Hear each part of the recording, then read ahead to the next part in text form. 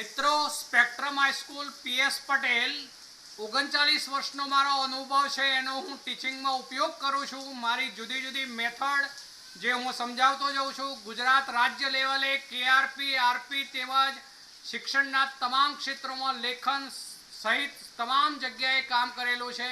એવા મારા બહોળા અનુભવનો હું ઉપયોગ મારા ટીચિંગ દરમિયાન કરું છું। મારો લાભ અવશ્ય લેજો એવું ખાસ જણાવું છું। આપણે એલિંગહામના અભ્યાસના અનુપ્રયોગો જે છે એમાં એક ઉદાહરણ ગઈકાલે જોઈ ગયા કે કેવી રીતે આયર્ન ઓક્સાઇડમાંથી આયર્ન મેળવાય છે તે। આજે બીજું એક ઉદાહરણ લઈએ છે જેમાં આપણે ક્યુપ્રસ ઓક્સાઇડ હોય એટલે કે કોપર 1 ઓક્સાઇડ, તો એમાંથી કોપર કેવી રીતે મેળવવું। ક્યુપ્રસ ઓક્સાઇડ ચલો ક્યુપ્રસ શબ્દનો અર્થ થયો Cu+1 છે માટે એનું સૂત્ર થવાનું Cu2O। આ ક્યુપ્રસ ઓક્સાઇડ છે એને લખાશે કોપર 1 ઓક્સાઇડ।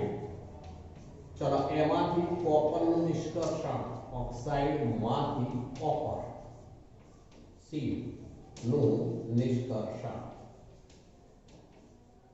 चलो एलिंगहाम आकृतियों वाળો आलेख જે છે એમાં આપણે એવું જોઈ ગયા કે એમાં કોપર માટે જે છે twice Cu+O2 is twice CuO એ સૌથી ઉપર છે, બધાની ઉપર છે, સૌથી ઉપર છે।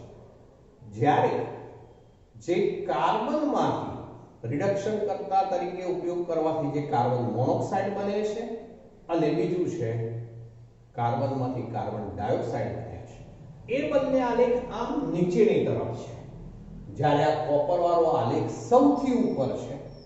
એટલે એનો અર્થ એવો થયો કે જે આલેખ સૌથી ઉપર હોય એનું રિડક્શન સૌથી સરળતાથી થઈ શકે છે અને માટે કોપર ઓક્સાઇડ જે છે એનું રિડક્શન જો કરાવવું હોય તો 500 થી 600 કેલ્વિન તાપમાને એ થઈ શકે છે।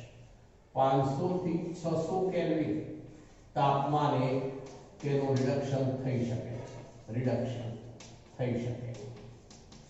ચાલો હવે જે આપણને કોપરની અયસ્ક મળતી હોય છે એ અયસ્ક જો એ કોપર ઓક્સાઇડ તરીકે પણ હોઈ શકે। જો માનો કે કોપર ઓક્સાઇડ તરીકે હોય તો એનું સીધું જ આપણે કોક દ્વારા રિડક્શન કરાવી અને તેમાંથી કોપર ધાતુ મેળવી શકીએ છીએ। પણ જો એક ક્યુપ્રસ સલ્ફાઇડ તરીકે હોય તો એ સલ્ફાઇડ યુક્ત ખનિજ છે અને તેની અંદર આયર્નની અશુદ્ધિ પણ રહેલી હોય તો એ વખતે પરાવર્તની ભઠ્ઠીમાં ગરમ કરતા પહેલા તેમાં સિલિકા ઉમેરવામાં આવે છે, ત્યારબાદ એને ગરમ કરવામાં આવે છે। ચાલો એ વખતે શું થવાનું તો એમાં ક્યુપ્રસ ઓક્સાઇડ જે છે Cu2S એ પરાવર્તની ભઠ્ઠીમાં જે વાતાવરણની હાજરીમાં O2ની હાજરીમાં પ્રક્રિયા થતી હોય છે, ચાલો એમાંથી બની જશે Cu2O અને સલ્ફર ડાયોક્સાઇડ મુક્ત થશે। હવે એને બેલેન્સ કરવું છે આપણે તો ઓક્સિજન 2 ને 1 3, તો અહીં ઓક્સિજન 3 કરવા માટે 3/2 લેવું પડે। બાય 2 નથી લખતા તો ગુણ્યા 2, આને પણ ગુણ્યા 2, આને પણ ગુણ્યા 2, તો જો Cu4 તો Cu4, સલ્ફર 2 તો સલ્ફર 2, ઓક્સિજન 3 દુના 6, 2 દુના 4 2 6, તો આ રીતે Cu2O બનશે। હવે આ ક્યુપ્રસ ઓક્સાઇડ બની ગયો। આ દરમિયાન યાદ કરાવું છું, યાદ કરી લો તો એમાં જે છે એ આપણે જે આયર્નની અશુદ્ધિ હશે તો એ આયર્ન ઓક્સાઇડમાં રૂપાંતર પામેલો હશે। આયર્ન હોય તો આયર્ન ઓક્સાઇડમાં રૂપાંતર પામેલો હોય। આ જે Cu2O બન્યો એનું આપણે કાર્બન વડે રિડક્શન કરાવી દઈએ। પહેલો આપણો જે ઉદ્દેશ છે આ કોક દ્વારા રિડક્શન કરાવી દઈએ એટલે એમાંથી જે છે એ Cu બની જશે અને CO.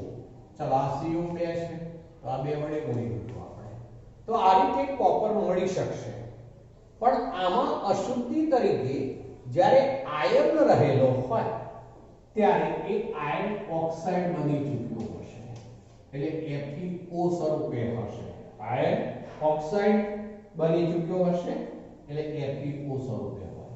આપણે સિલિકા ઉમેરેલી હોય એટલે SiO2 એવા પ્રક્રિયામાં જોડાય, જેથી એમાંથી FeSiO3 જેને ધાતુમલ આપણે તરીકે ઓળખાવ્યું, ધાતુમલ ઉત્પન્ન થશે. આગળ આવી ગયું આ બાબત પણ.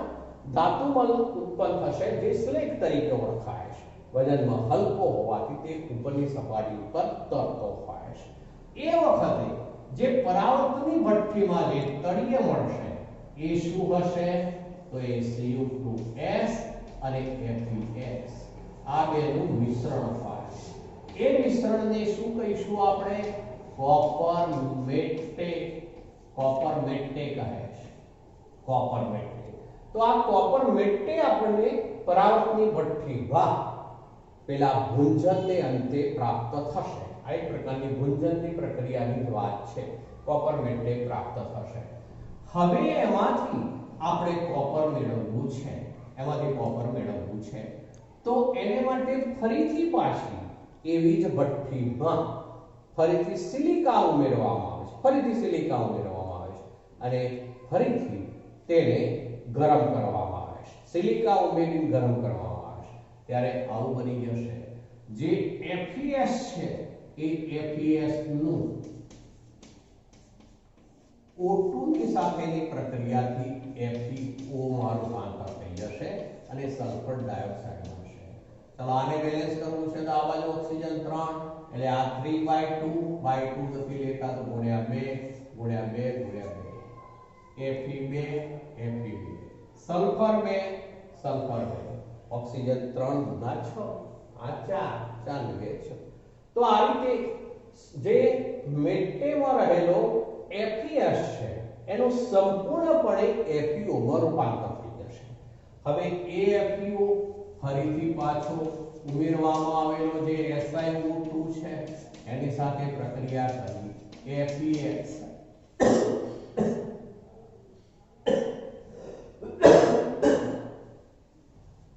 તો અહીંયા FeSiO3 બન્યો. જે આ પ્રક્રિયા છે એની ફરીથી પ્રક્રિયા થઈ એવો અર્થ થશે. અહીંયા આશય આપણો એવો છે કે સંપૂર્ણપણે Fe ની અશુદ્ધિ દૂર થઈ જવી જોઈએ. તો આ ફરીથી પ્રક્રિયા થઈ એમાં કોપર મેટ્ટેમાં કેટલોક FeS હોય તો એ FeS નું અહીંયા FeO માં રૂપાંતર થયું. એ FeO ફરીથી ઉમેરવામાં આવેલી સિલિકા સાથે સંયોજાય ધાતુમલ અથવા આયર્ન સિલિકેટ સ્લેગ બનાવી દેશે, જે વજનમાં હલકો હોવાથી ઉપરની સપાટી પર તરતો હોય છે. હવે Fe આમાંથી સંપૂર્ણપણે દૂર થયો એવો અર્થ છે. ત્યારબાદ હવે Cu2S જે છે એ Cu2S ની O2 સાથે હવે પ્રક્રિયા થશે, જેથી તેમાંથી Cu2O બનશે અને સલ્ફર ડાયોક્સાઇડ મુક્ત થશે. ચલો હવે એ દરમિયાન આપણે બેલેન્સ કરવું છે તો આ ઓક્સિજન 3 છે તો આ 3/2 લેવું પડે. બાય 2 નથી લેતા તો ગુણ્યા 2 ગુણ્યા 2 ગુણ્યા 2. ચલો તો આ કોપર 4 તો કોપર 4, સલ્ફર 2 તો સલ્ફર 2, ઓક્સિજન 6, આ ઓક્સિજન 2 અને આ 4 6. તો આ રીતે જે ક્યુપ્રસ સલ્ફાઇડ છે એનું ક્યુપ્રસ ઓક્સાઇડમાં રૂપાંતર થઈ ગયું, કોપર 1 ઓક્સાઇડમાં રૂપાંતર થઈ ગયું. હવે આ કોપર 1 ઓક્સાઇડ હવે આમાં પ્રક્રિયા એવી કરવામાં આવે છે કે Cu2S માં O2 પસાર કરવાથી Cu2O બને, પણ લગભગ 50% જેવો Cu2O બન્યો હોય ત્યારબાદ O2 પસાર કરવાનું બંધ કરી દેવામાં આવશે. ત્યારે જે ઉત્પન્ન થયેલો CO2O છે એ જ Cu2S નું બાકી રહેલા Cu2S અને ઉત્પન્ન થયેલો Cu2O આ બે એકબીજા સાથે પ્રક્રિયા કરે છે અને તેમાંથી કોપર ધાતુ તરીકે મુક્ત થાય છે. આ દરમિયાન ફરીથી પાછો SO2 ઉત્પન્ન થશે. હવે આને બેલેન્સ કરવું છે જો આપણે SO2 લેવો પડે તો આ S તો આ ઓક્સિજન 1 છે તો આને 2 વડે ગુણી દઈશું. આ Cu 4 4 ને 2 6 એટલે 6 Cu થઈ જશે. તો આ રીતે હવે કોપર મુક્ત થાય છે. અહીંયા પ્રક્રિયા દરમિયાન શું થયું તો Cu2S છે એનું Cu2O માં રૂપાંતર થયું. આ સમગ્ર પ્રક્રિયાની વાત કરું તો જે નિસ્તાપનને અને ગુંજનને અંતે જે પ્રાપ્ત થયેલ કોપર મેટ્ટે હતું એ કોપર મેટ્ટેમાં ફરીથી આપણે સિલિકા ઉમેરી છે અને ફરીથી ઊંચા તાપમાને ભઠ્ઠીમાં ગરમ કરીએ છીએ ત્યારે FeS નું સંપૂર્ણપણે FeO માં રૂપાંતર થઈ જાય. એ FeO સિલિકા સાથે જોડાઈ FeSiO3 આયન સિલિકેટ ધાતુઓમાં રૂપાંતર પામે સ્લેગ તરીકે ઉપર તરતો હોય. જ્યારે એ સંપૂર્ણપણે FeS દૂર થયા બાદ હવે એ Cu2S પસાર કરવામાં O2 સાથે પ્રક્રિયા કરી Cu2O બનાવે. 50% જેવું Cu2O બને.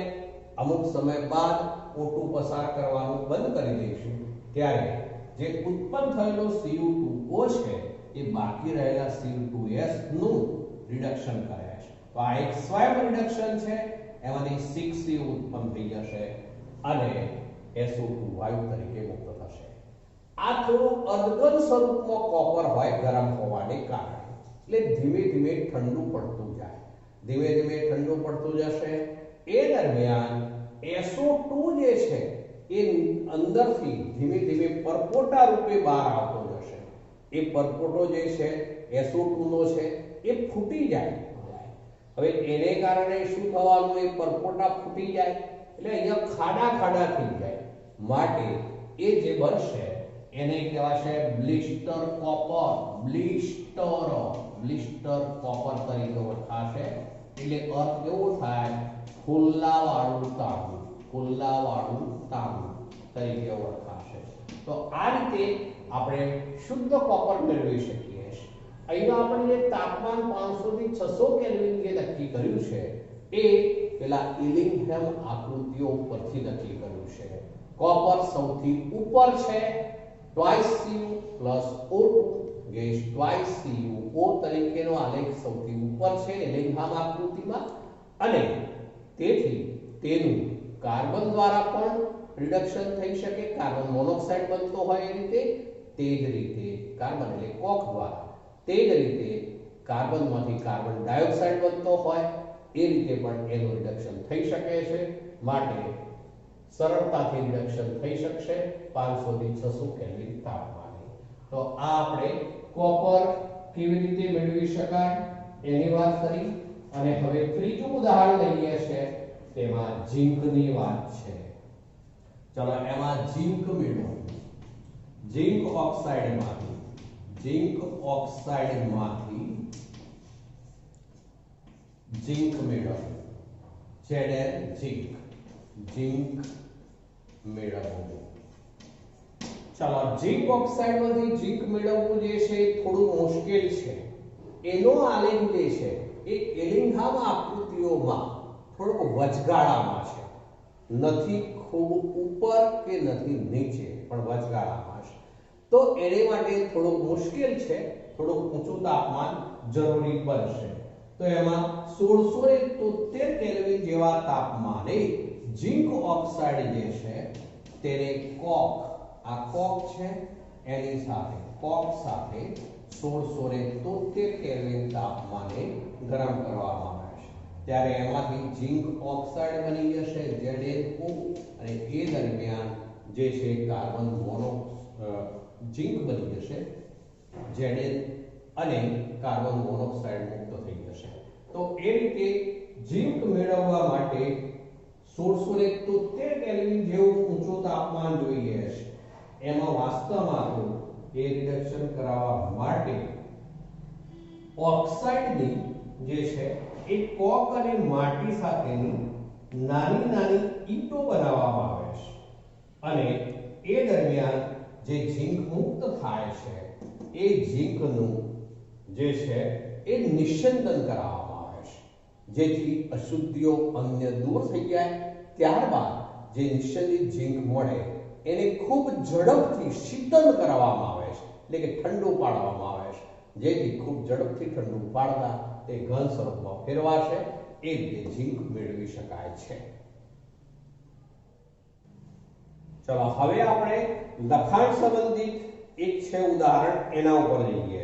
6.3 છે. ચલો એમાં આવું એક સમીકરણ આપેલું છે આપણને. Cr2O3 છે, Cr2O3 પ્લસ આ નવો મુદ્દો છે 6.3. ચલો એમાં લખાણ સંબંધી છે, એનું એલ્યુમિનિયમ સાથે પ્રક્રિયા કરવામાં આવે ત્યારે ટ્વાઇસ Al, તો એમાંથી બની જાય છે ટ્વાઇસ Cr પ્લસ Al2O3. આવું સમીકરણ આપેલું છે. પછી એવું કહે છે કે આ પ્રક્રિયા માટે ડેલ્ટા Rg મોટા નું મૂલ્ય જે છે એ -421 કિલોજૂલ છે, -421 કિલોજૂલ છે. પણ તેમ છતાં એવું કહે છે, તેમ છતાં ઉષ્માગતિકીય રીતે આ પ્રક્રિયા સુગમ ગણાય, સરળતાથી ગણાય, કારણ કે માઇનસ વેલ્યુ ઊંચી છે એટલે સરળ હોવું જોઈએ. પરંતુ તેમ છતાં ઓરડાના તાપમાને આ પ્રક્રિયા થતી નથી. ચલો પહેલા તો આ પ્રક્રિયા એક થર્માઇટ વિધિ તરીકે ઓળખાશે. થર્માઇટ વિધિમાં અહીંયા વેલ્યુ આ માઇનસ ઊંચી હોવાથી પ્રક્રિયા સરળતાથી થવી જોઈએ, પણ તેમ છતાં ઓરડાના તાપમાને નથી થતી.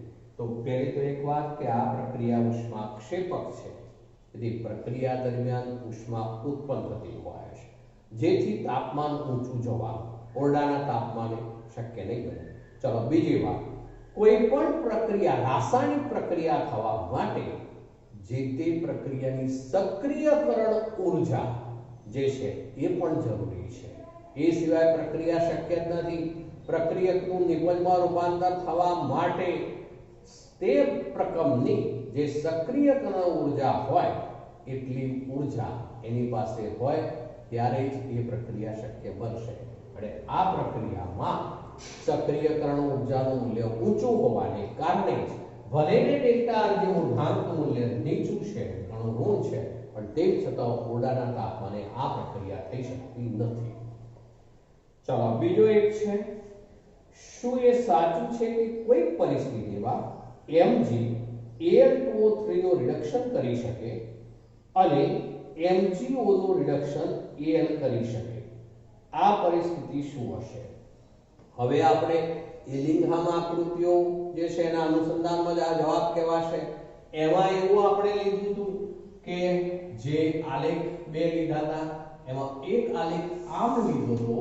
આ જે આલેખ જે મેં દોર્યો એ આના માટે છે, twice Mg plus O2 gas twice MgO, આ ટ્વાઇસ MgO. ચલો અહીંયા આપણે ડેલ્ટા G વિરુદ્ધ T ના આલેખની વાત છે. આ T છે, આ કહેવાશે ડેલ્ટા Rg મોટા. ચલો બીજો આલેખ જે હતો એ આલેખ એલ્યુમિનિયમ માટેનો પણ હતો. ચલો એલ્યુમિનિયમ માટેનો આલેખ કંઈક આવો હતો. આ એલ્યુમિનિયમ માટેનો આલેખ છે. ચલો એમાં આપણે આવું લીધું હતું.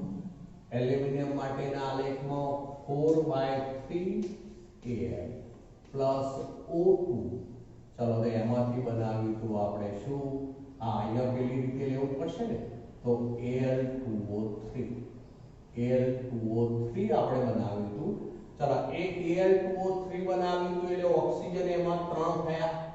માટે આપણે એ જે સમીકરણ સ્વરૂપે જે લીધું હતું આપણે જે એલિંગહામ આકૃતિમાં, એની બાબતની વાત જે છે હું સ્પષ્ટતા કરી દઉં છું. તો 4/3 Al પ્લસ O2, તો અહીંયા આપણે 2/3 લખીશું. 2/3 Al2O3 બનાવ્યું હતું. ચલો હવે આ જે છે બંને એ બિંદુએ ક્રોસ કરાવ્યા હતા આપણે, એ બિંદુએ. ચલો અર્થ એવો થયો કે આ આલેખ જે છે Mg માટેનો છે, આ આલેખ Mg માટેનો છે.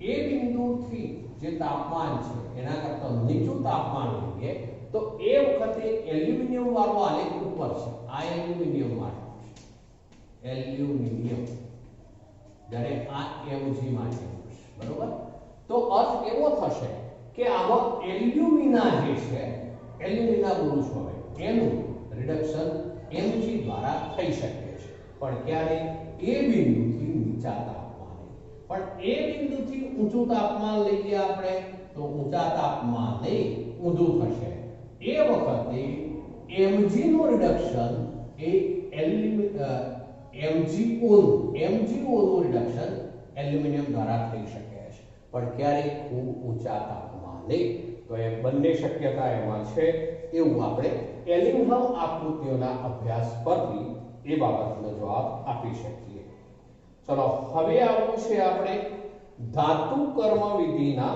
વિદ્યુત રાસાયણિક સિદ્ધાંતો હવે એમાં અત્યાર સુધી આપણે જે ચર્ચાઓ કરી એ જ્યારે ઘન સ્થિતિની અંદર કોઈ પણ હોય ઓક્સાઇડ તો એના કેવી રીતે રિડક્શન થઈ શકે એ બધો અભ્યાસ આપણે કર્યો પણ હવે એને બદલે કોઈ દ્રાવણ હોય અથવા પીગલિત સ્થિતિમાં હોય ધાતુ ત્યારે એનું રિડક્શન જે કરાવવું હોય તો એમાં એવી પદ્ધતિઓ નહીં ચાલે એનું રિડક્શન કરાવવા માટે આપણે વિદ્યુત વિભાજન નો ઉપયોગ કરવો પડશે એટલે હવે આવીએ છીએ આપણે જે ચર્ચાએ ધાતુ કર્મ વિધિના વિદ્યુત રાસાયણિક સિદ્ધાંતો ધાતુ કર્મ વિધિ ના વિદ્યુત રાસાયણિક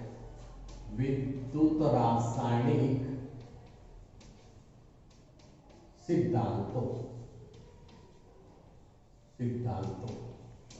ચલો ફરીથી બોલું છું આપણે આગળ ચર્ચાઓ કરી ગયા એ બધી શું હતી ધાતુના ઓક્સાઇડ હોય એ ઓક્સાઇડ નું ઘન સ્થિતિમાં હોય માટે એનું રિડક્શન કેવી રીતે થઈ શકે એ આપણે જોઈ ગયા પણ જ્યારે ધાતુ ઓક્સાઇડને બદલે જે એનું સંયોજન હોય એ કો તો દ્રાવણ સ્વરૂપે હોય કે પીગલિત સ્વરૂપે હોય તો એનું રિડક્શન કરાવવા માટે ફરજિયાત આપણે વિદ્યુત વિભાજન પદ્ધતિનો ઉપયોગ કરવો પડશે એ વખતે ઉષ્માગતિશાસ્ત્ર પરથી આવું સૂત્ર તરવાયેલું છે ડેલ્ટા આર જી મૂળાંક બરાબર માઈનસ એન એફ ઈ મૂળાંક માઈનસ એન એફ ઈ મૂળાંક ચલો અહીંયા એન એ પ્રક્રિયામાં સંકળાયેલ ઇલેક્ટ્રોનની મોલ સંખ્યા છે જ્યારે એફ એ ફેરાડે અચળાંક છે NF ભેગો લઈએ તો એ વિદ્યુત જથ્થો કહેવાશે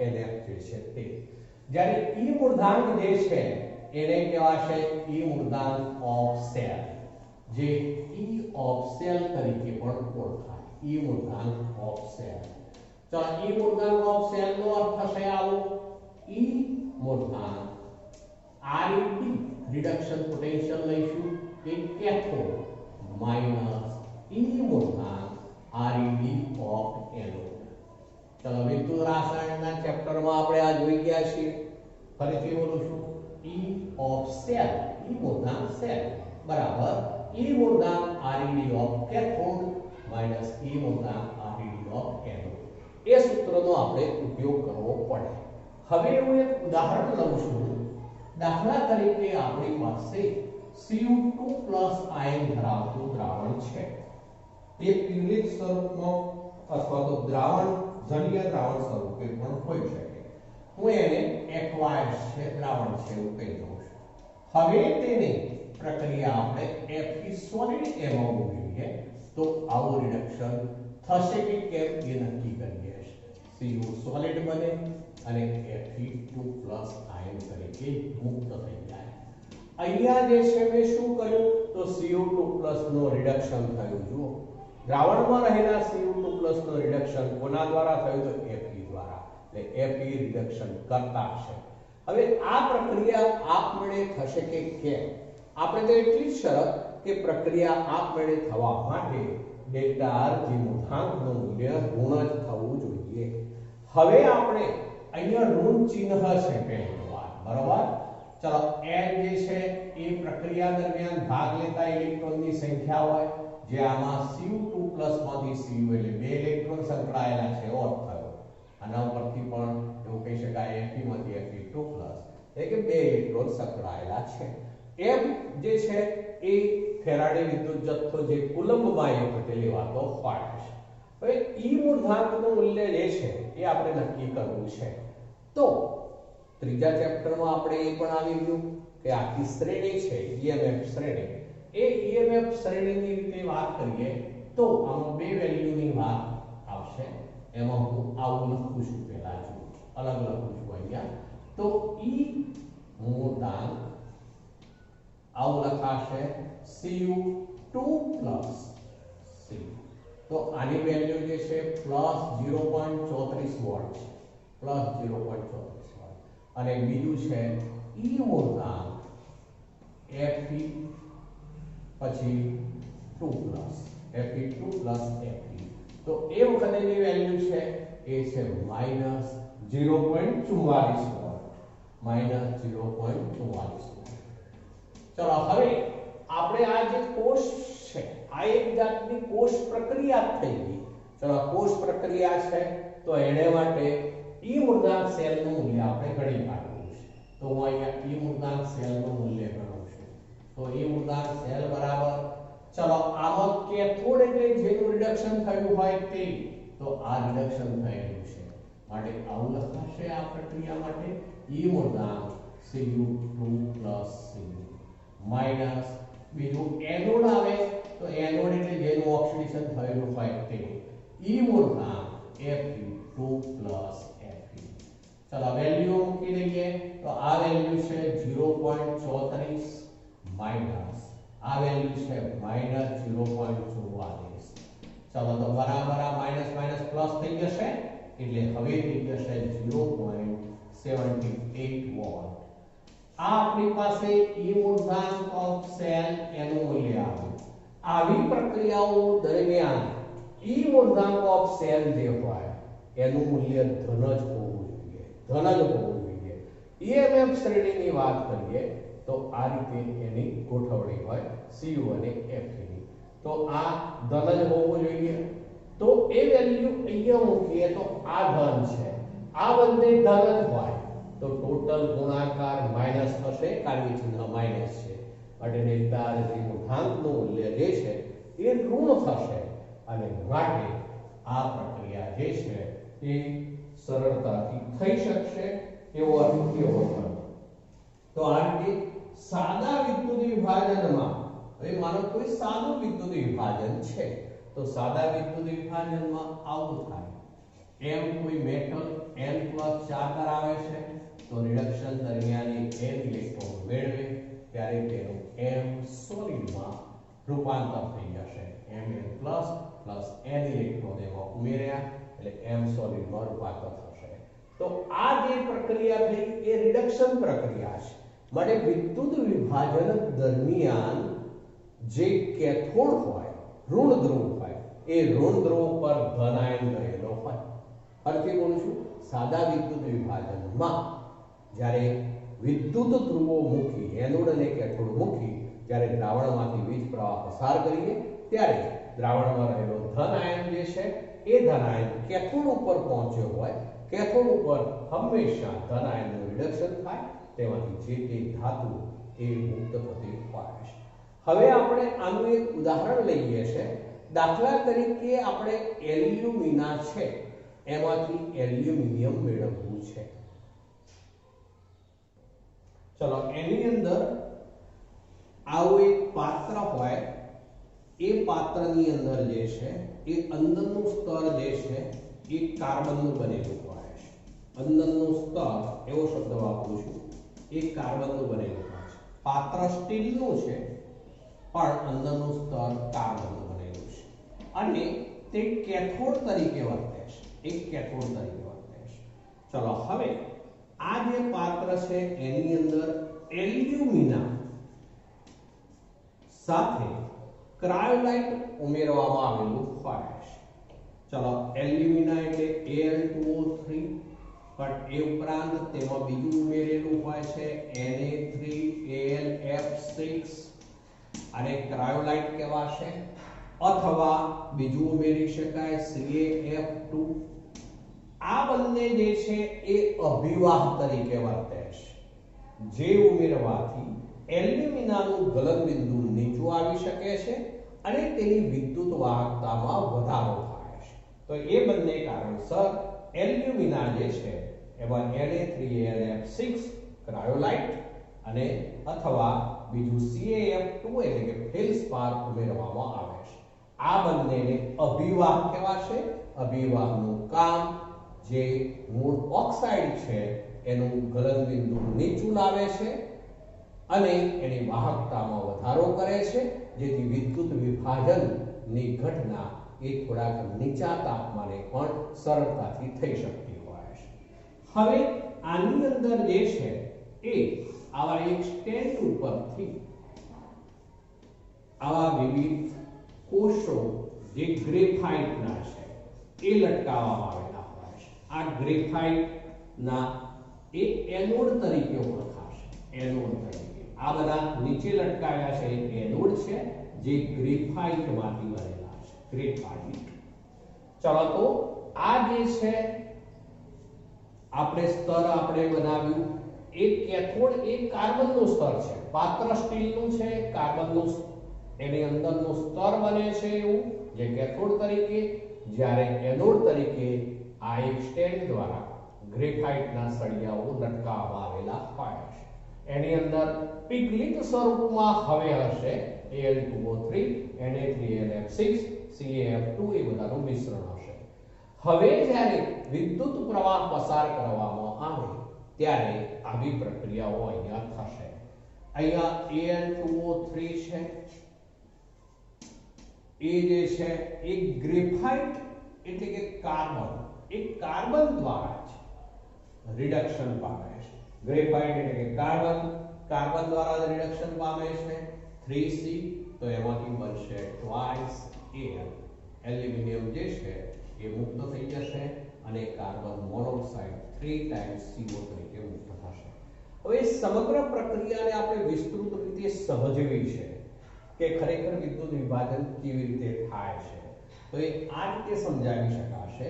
Al2O3 છે એનું આયનીકરણ કરાવીશું. જુઓ તો એ ટ્વાઇસ Al3+ થશે અને બીજું બની જશે 3 ઓક્સિજન 2- તો આ સ્વરૂપમાં આયનો સ્વરૂપે રૂપાંતરિત થશે. જે ધન આયન હોય એ હંમેશા ઋણ ધ્રુવ તરફ જાય. તો Al3+ આયન એ ઋણ ધ્રુવ એટલે કે કેથોડ, કેથોડને આપણે ઋણ ધ્રુવ કહીશું. તે ઋણ ધ્રુવ તરફ જશે. કોણ? તો Al3+. તો આપણે ઋણ ધ્રુવ પર અથવા તો કેથોડ ઉપર થતી પ્રક્રિયા પહેલા બતાવીએ છીએ. ઋણ ધ્રુવ અથવા તો કેથોડ. કેથોડ પર આવી પ્રક્રિયા થશે. Al3+ આયન જે છે એક ઇલેક્ટ્રોન મેળવે અને તેનું એલ્યુમિનિયમમાં રૂપાંતર કરી દેશે. જે સોલિડ અથવા પિગલિત સ્વરૂપમાં હોય, થોડું તાપમાન ઊંચું હોય એટલે, અને તેને કારણે મુક્ત થતું એલ્યુમિનિયમ અહીંયા તળિયે એકઠું થશે. તળિયે એકઠું થશે મુક્ત થતું એલ્યુમિનિયમ, જે અહીંયા એક દ્વાર હોય એના દ્વારા એ બહાર કાઢી શકાશે. જ્યારે એનોડ ઉપરની વાત કરીએ, ધન ધ્રુવ પર એનોડ ઉપર, ધન ધ્રુવ એનોડ, તો એનોડ ઉપર ઓક્સિડેશન પ્રક્રિયા થવી જોઈએ. હવે એ એનોડ તરીકે ગ્રેફાઇટ છે. ગ્રેફાઇટ એ એનોડ છે, બરોબર. ચલો તો એનોડ તરીકે આવેલો ગ્રેફાઇટ એટલે કાર્બન જ છે. તો એ કાર્બન સાથે પેલો પિગલિત ઓક્સિજન જે છે આ O2- એ પ્રક્રિયામાં જોડાય છે. ચલો એ જોડાવાથી કાર્બન મોનોક્સાઇડ પણ બનવાની શક્યતા, કાર્બન ડાયોક્સાઇડ પણ બનવાની શક્યતા. તો આ બે જોડાવાથી બની જશે કાર્બન મોનોક્સાઇડ CO. હવે આ એનોડ ઉપરની પ્રક્રિયા છે એટલે ઓક્સિડેશન પ્રક્રિયા હોય. સમીકરણને બેલેન્સ કરવું પડે તો એના માટે વીજભાર આ બાજુ જે છે એનો 2- માટે +2 ઇલેક્ટ્રોન મુક્ત થશે. એક એનોડ ઉપર ઓક્સિડેશન પ્રક્રિયા થઈ. ચલો એને મુક્ત કરેલા ઇલેક્ટ્રોન એ અહીંયા ઉપયોગમાં આવે એવો થાય. ચલો એનોડ ઉપર બીજી પ્રક્રિયા આવી પણ થવાની શક્યતા કે ઓક્સિજન 2- આયન એવા બે હોય, બે આયન હોય એ એમાં જોડાઈ શકે ગ્રેફાઇટ સાથે, તો એ વખતે કાર્બન ડાયોક્સાઇડ બનશે. પણ કાર્બન ડાયોક્સાઇડ બને ત્યારે કેટલા ઇલેક્ટ્રોન મુક્ત થવા જોઈએ? તો જુઓ સમીકરણ બેલેન્સ ઉપર જ જવાનું. અહીંયા કાર્બનનો ચાર્જ 0, પણ આ 2 ગુણા 4, 4 માઈનસ, તો આ બધું 4 માઈનસ થવું જોઈએ અને માટે +4 ઇલેક્ટ્રોન. તો આ રીતે આ પ્રક્રિયા, બંને પ્રક્રિયાઓ થવાની શક્યતા એનોડ ઉપર રહેશે, કાર્બન મોનોક્સાઇડ, કાર્બન ડાયોક્સાઇડ. હવે આ બંને વાયુ તરીકે ઉત્પન્ન થાય એટલે ધીમે ધીમે આ ગ્રેફાઇટ જે છે એ કાર્બન મોનોક્સાઇડ અને કાર્બન ડાયોક્સાઇડ બનશે, જેથી એ ઉડી જશે. માટે ગ્રેફાઇટના સળિયાઓ સતત વપરાતા જશે, આ પ્રક્રમ દરમિયાન સતત વપરાતા જશે. એવો અંદાજ છે કે આપણે 1 કિલોગ્રામ જેટલું એલ્યુમિનિયમ મેળવીએ ત્યારે લગભગ 0.5 કિલોગ્રામ જેટલા ગ્રેફાઇટ વપરાશે. અંદાજ એવો છે 1 કિલોગ્રામ જેટલું એલ્યુમિનિયમ મેળવીએ ત્યારે સામે 0.5 ગ્રામ જેટલા ગ્રેફાઇટ જે છે એ કાર્બન જે છે એ વપરાતો જશે. આ પ્રક્રિયાઓ દરમિયાન CO અને CO2 વાયુ સ્વરૂપે ઉત્પન્ન થાય, જે વાતાવરણમાં ઉડી જતા હોય છે. આપણે આ CO ગેસ, આ CO2 ગેસ તરીકે ઉત્પન્ન થઈ ગયા એવો અર્થ કહેવાશે. જ્યારે અહીંયા એલ્યુમિનિયમ જે છે એ લિક્વિડ ફોર્મમાં હતું, એમાંથી આ એલ્યુમિનિયમ લિક્વિડ અથવા તો સોલિડ ફોર્મમાં બન્યું. આપણે લિક્વિડ લખીએ છીએ તો એલ્યુમિનિયમ આયનમાંથી એલ્યુમિનિયમ બન્યું. જ્યારે અહીંયા આ બંને જે છે એ પિઘલિત દ્રાવણમાં રહેલા O2- છે એવું કહેવાય. પિઘલિત O2- છે તો CO અને CO2 માં રૂપાંતર થઈ ગયા વાયુ સ્વરૂપે, એટલે ઉડી જશે અને માટે જ ગ્રેફાઇટના એનોડ વારંવાર બદલવા જરૂરી હોય છે. તો આ એલ્યુમિનિયમ કેવી રીતે મેળવી શકાય એની બાબતની વાત કરી.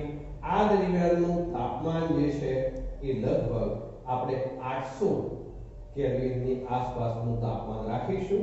ત્યારે આવી વિવિધ પ્રક્રિયાઓ આ એલ્યુમિનિયમની અંદર થશે અને એલ્યુમિનિયમ છેવટે મળી શકશે. ચલો બીજું એક છે, શોર્ટ પોઈન્ટ છે, નિમ્ન કક્ષાની અયસ્ક અથવા તો ભંગારમાંથી કોપર મેળવવું છે. નિમ્ન કક્ષાની એવો શબ્દ છે. ચલો નિમ્ન કક્ષાની કોપરમાંથી જ્યારે મેળવવું હોય ત્યારે કોપર 2+ આયન તરીકે છે. હવે એનું રિડક્શન કરાવવા માટે ડાયહાઇડ્રોજન વાયુ જરૂરી છે. તો તેનું જે દ્રાવણ હોય એ દ્રાવણનું બેક્ટેરિયા દ્વારા રિડક્શન કરાવવામાં આવે અથવા તો એસિડ દ્વારા રિડક્શન કરાવવામાં આવે છે. ત્યારે આ Cu2+ આયન છે એની H2 સાથે પ્રક્રિયા થશે અને તેમાંથી Cu સોલિડ બની જશે અને 2H+ બનશે. તો આ H2 એ રિડક્શન કરતા તરીકે અહીંયા જરૂરી છે, જે પેલા બેક્ટેરિયા દ્વારા ઉત્પન્ન થયો હોય અથવા તો એસિડ છે. તો હવે એ એસિડ આવા દ્રાવણની અંદર અન્ય કોઈ વધુ પ્રતિક્રિયાત્મક એવી ધાતુ ઉમેરી દઈએ. માનો કે એની અંદર આપણે Zn ઉમેરી દઈએ છે, તો Zn એ Cu કરતા વધુ પ્રતિક્રિયાત્મક ધાતુ છે અને તેથી Zn એસિડ સાથે સંયોજાતા તેમાંથી જે છે Zn + 2HCl, તો ZnCl2 + H2 બને.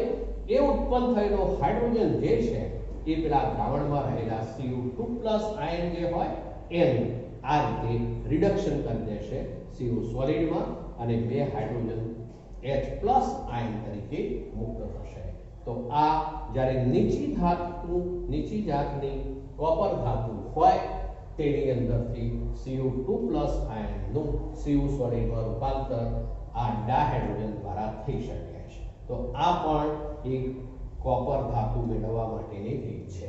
તો મિત્રો આજે આપણે આટલે સુધી રાખીએ.